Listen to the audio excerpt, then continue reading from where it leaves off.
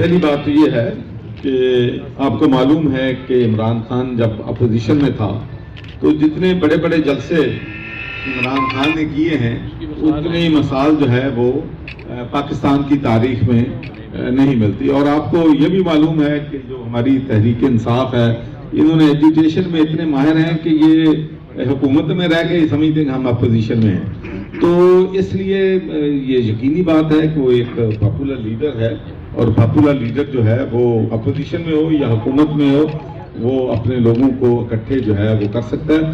جہاں تک کارکردگی کی بات ہے ایک تو یہ ہے کہ میرے خیال میں بہت سے اچھے کام بھی ہوئے ہیں لیکن شاید جس طریقے سے ہمیں اس کی مارکیٹنگ کرنی چاہیے تھی وہ مارکیٹنگ ہم نہیں کر سکے. اب ڈیبیٹ کرنے میں کوئی حرج نہیں ہے کہ اس ملک کے لیے کون سا نظام چاہیے, لیکن میں یہ سمجھتا ہوں کہ ہمارے ملک کے اب اتنے بڑے چیلنجز